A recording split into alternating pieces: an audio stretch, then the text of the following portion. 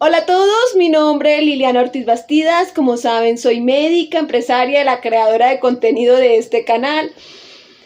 Y en fin, he prometido muchas cosas en estos años. Y bueno, por razones ajenas a mí, tuve que firmar un contrato, una de estos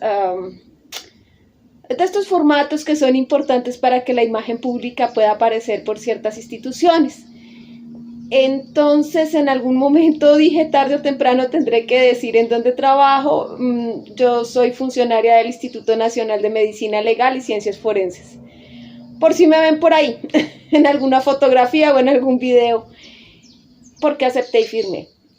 Entonces, bueno, ya liberada un poco muchas de las cosas de tensión que tenía, vamos a hablar el día de hoy sobre el caso Panamá, uno de estos países en donde además de que la economía está dolarizada, no existe un banco central. Pero además de esto, es que el asunto es que Panamá nació dolarizado y además de eso, nació sin banco central. Entonces es un caso muy sui generis porque es tal vez el único país, o tal vez no es el único país, que tiene millones de habitantes, tiene economía dolarizada y además de eso no tiene banco central. En su mayoría son países mucho más pequeños, ducados, principados, que tienen unas economías un poco menos robustas en muchos aspectos. Bueno, entonces vamos a hablar de un poco de historia de cómo fue que apareció Panamá dolarizada de la noche a la mañana y nos vamos a saltar o vamos a apenas mencionar qué fue lo que pasó en su espacio mientras duró como parte de la Gran Colombia junto con Colombia en el siglo XIX y parte del siglo XX. Y bueno, espero que me sirvan, espero que les guste. Al final voy a hablar del blog porque pues ya teniendo en cuenta en qué trabajo, mi actividad laboral principal, pues ya van a entender por qué la causa que estoy pretendiendo sacar en el blog, pues está como ligada a eso. Entonces, bueno, síganme y si les sirve y si les gusta, viralícenme. Gracias. Para muchos hay medidas que son controversiales, es decir, que generan una polémica grandísima, como es la inexistencia de los bancos centrales en un país y la dolarización de la economía. Y vamos a tener que hablar de por qué. Porque esto genera grandes transformaciones y grandes consecuencias, tanto políticas como económicas, como la manera de cómo te ven en el exterior como país. Pero también hay otros autores que hablan que elimina el riesgo de la depreciación de la economía y que además de eso hace más atractiva la inversión extranjera. Es decir, que personas que no son de este país decidan traer sus inversiones, su dinero para poder realizar pues, tratos económicos. En el texto de María del Pilar Castillo Hilaria Laudini, que habla sobre unas experiencias de Panamá, Ecuador y El Salvador, porque pues hay que hablar de las lecciones que dejan estos países en los procesos de dolarización de su economía. Panamá es descrito como el país que nació dolarizado. Y esto se debe en gran medida a las características de este país, en las características históricas y a la ubicación geográfica y el interés internacional que tuvo en su momento para poder liberarse y de esta manera tener uno de los activos más grandes que existieron sobre la época. Y entonces vamos a saltarnos la época en que Panamá hizo parte del mapa de la Gran Colombia y por lo tanto le perteneció a Colombia. Resulta que finalizado pues todo el proceso llegó a un acuerdo a través de un convenio monetario con Estados Unidos en 1904 y esto ocurrió pues obviamente meses después de la independencia de Colombia más bien, y que Washington asumiera formalmente el control del Canal de Panamá.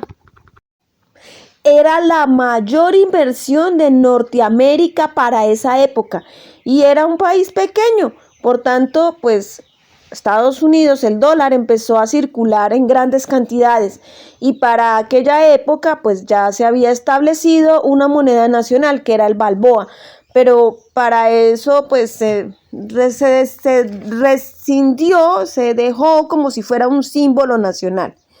Pero la moneda de curso legal desde un comienzo fue el dólar. Inicialmente el gobierno panameño pretendía que el país tuviera un banco central, pero Estados Unidos se negó y presionó para establecer el patrón oro como la referencia. Y es aquí donde empezamos a ver una de las principales complicaciones que trae la dolarización o la eurización o lo que sea a cambio de entregarle, cederle ese control a otro país. Y es que las políticas intervencionistas influyen bastante en las políticas de economías locales. Ahora, los datos de crecimiento económico son los más altos de la región y el índice de inflación es el más bajo también. Y si bien es cierto, Panamá presenta una actividad económica dolarizada y es estable económicamente, pues hay otros factores que influyen para que Panamá se haya consagrado como el centro financiero internacional que es. Y uno de esos es la ubicación geográfica estratégica. El otro es la libre circulación de capitales, la libertad empresarial y los convenios de doble imposición. Entonces, tenemos que ser realistas, las posibilidades de realizar negocios en Panamá son muy amplias y lo más importante de todo es que para el caso puntual de Panamá se considera que, si bien es cierto, lo ideal es que cada país considere su propia política monetaria. Este país, desde un comienzo, desde que se independizó de Colombia, ya nació dolarizado. Sigamos entonces. Recientemente alguien me dijo, cuando yo le expliqué o cuando por alguna razón X de mi trabajo principal empecé a hablar sobre la definición de violencia en cuanto a que es una forma del ejercicio del poder. Eso es como algo teórico, como decir 3x3 9, algo que te lo tienes que aprender de memoria.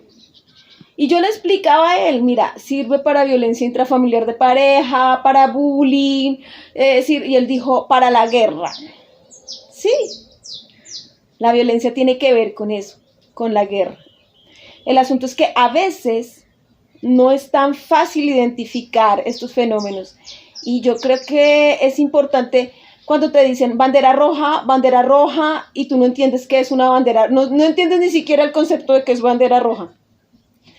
Entonces, pues lentamente te vuelves como, no digamos que dependiente, pero sí como que te hacen sentir que tienes la culpa de todo y no te das cuenta que esas violencias muchas veces vienen en empaques de pequeños regalos y se convierten en algo llamado violencias ocultas y lentamente adquieren el control y así tú no te dejes controlar, el solo hecho de decir no te genera culpa. Entonces creo mucho que no es solamente existe una violencia visible, sino que existe esta violencia invisible y creo que no se ha tratado tanto. Y esa es la razón principal.